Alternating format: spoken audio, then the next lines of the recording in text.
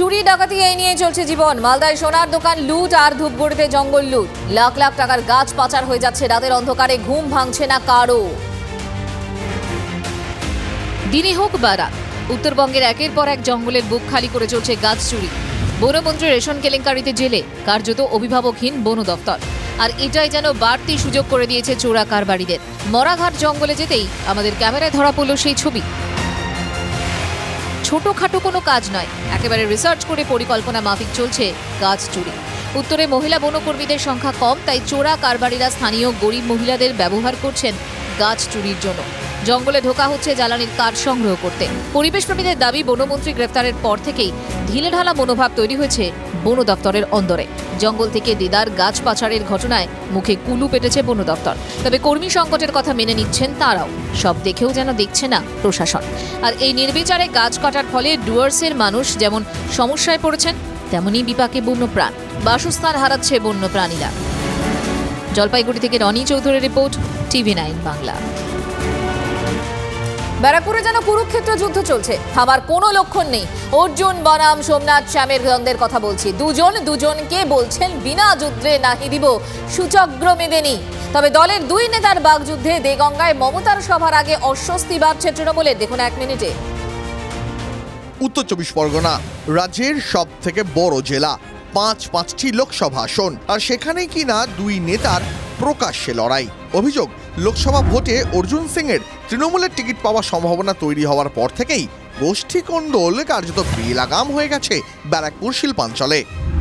অর্জুনের লোকসভা কেন্দ্রের অন্তর্গত 7টি বিধানসভা।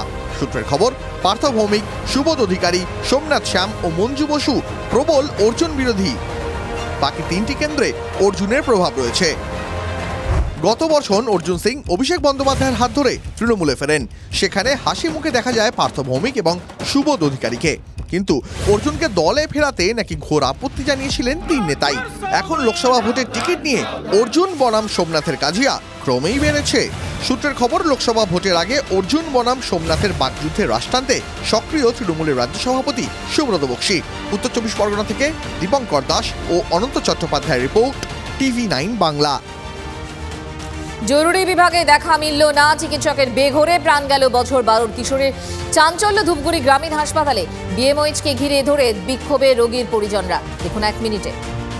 ধূপগুড়ি পুরসভার 14 নম্বর ওয়ার্ডের বাসিন্দা রিয়া যাদব জ্বর ও পেট খারাপ থাকায় সকালে হাসপাতালে আনা। 2 ঘন্টা পর্যবেক্ষণে রাখার পর তাকে সুস্থ বলে ছেড়ে দেন চিকিৎসকরা। বাড়ি ফেরে বছর 12 কিশোরী। পরিবারের দাবি, বাড়ি ফেরার পরই ফের শরীর খারাপ করে। তড়িঘড়ি ধূপগুড়ি গ্রামীণ হাসপাতালে ফেরানো হয়। অভিযোগ, জরুরি বিভাগে ছিলেন না চিকিৎসক। রিয়াকে পাঠানো হয় আউটডোরে, কিন্তু চিকিৎসক তাকে না দেখেই ফেরান এমার্জেন্সিতে। এভাবেই টানাপোড়েনে কেটে যায় 10 মিনিট। এখানে আনতে তো এখানে আনলাম, এখান থেকে ওখানে পাঠায়, ওখান থেকে এখানে পাঠায়। মানে এমার্জেন্সি থেকে আউটডোর, আউটডোর থেকে এমার্জেন্সি। তারপরে কতক্ষণ সময় লাগছিল? তাও মোটামুটি 10-15 মিনিট সময় গেছে। তারপরে এখানে এমার্জেন্সিতে ঢুকাইলাম, ডাক্তার আস্তে আস্তে ডেট। মৃত্যুর পরই চাঞ্চল্য ছড়ায় হাসপাতালে। BMOH-কে ঘিরে শুরু হয় তুমুল বিক্ষোভ। ক্ষোভ উগরে দেন রোগীর পরিজনরা। স্বাস্থ্য দফতরের ভূমিকা নিয়েও প্রশ্ন তোলেন তারা। যদিও কর্তব্যরত চিকিৎসক ক্যামেরার সামনে মুখ খুলতে চাননি। Bureau report, TV9 Bangla. চুরি ডাকাতি এই নিয়েই চলছে জীবন। মালদায় সোনার দোকান লুট আর ধূপগুড়িতে জঙ্গল লুট। লাখ লাখ টাকার গাছ পাচার হয়ে যাচ্ছে। রাতের অন্ধকারে ঘুম ভাঙছে না কারো। দেখুন আরো একবার। দিনে হোক বা রাত, উত্তরবঙ্গের একের পর এক জঙ্গলের বুক খালি করে চলছে গাছ চুরি। বনমন্ত্রী রেশন কেলেঙ্কারিতে জেলে, কার্যত অভিভাবকহীন বন দপ্তর। আর এটাই যেন বাড়তি সুযোগ করে দিয়েছে চোরা কারবারিদের। মরাঘাট জঙ্গলে যেতেই আমাদের ক্যামেরায় ধরা পড়ল সেই ছবি। ছোটখাটো কোনো কাজ নয়, একেবারে রিসার্চ করে পরিকল্পনা মাফিক চলছে গাছ চুরি। উত্তরে মহিলা বনকর্মীদের সংখ্যা কম, তাই চোরা কারবারিরা স্থানীয় গরিব মহিলাদের ব্যবহার করছেন গাছ চুরির জন্য। জঙ্গলে ঢোকা হচ্ছে জ্বালানির কাঠ সংগ্রহ করতে। পরিবেশপ্রেমীদের দাবি, বনমন্ত্রী গ্রেফতারের পর থেকেই ঢিলেঢালা মনোভাব তৈরি হয়েছে বন দপ্তরের অন্দরে। জঙ্গল থেকে দেদার গাছ পাচারের ঘটনায় মুখে কুলু পেটেছে বন দপ্তর। তবে কর্মী সংকটের কথা মেনে নিচ্ছেন তারাও।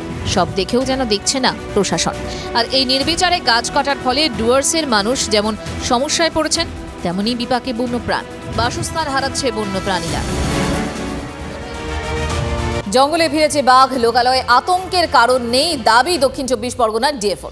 তবু পাথর প্রতিমার উপেন্দ্রনগরের বাঘের আতঙ্ক থেকে স্বস্তি মিলছে না গ্রামবাসীর। বাঘটি নিজেই জঙ্গলে ফিরে গেছে বলে দাবি করেছে বন দফতর। 1 মিনিটে দেখুন। ঘরে তুমি যে ঘরে কে তা জানতো। বাস্তবে পাথর প্রতিমার মানুষকে 48 ঘন্টা পাথরের মতো স্থবির করে রেখেছিল দক্ষিণ রায়। নড়াচড়ার খুব বেশি সুযোগ দেয়নি। অবশেষে সেই উৎকণ্ঠা আতঙ্ক থেকে মুক্তি। জঙ্গলের বাঘ ফিরে গেল জঙ্গলে।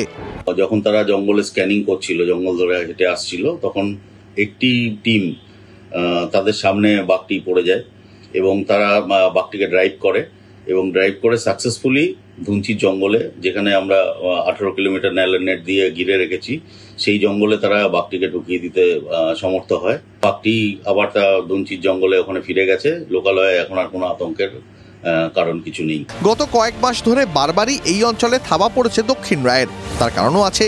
বাঘের ডেরায় যে থাবা বসিয়েছে মানুষ। পাথর প্রতিমা থেকে শুভেন্দু হালদারের রিপোর্ট, TV9 বাংলা।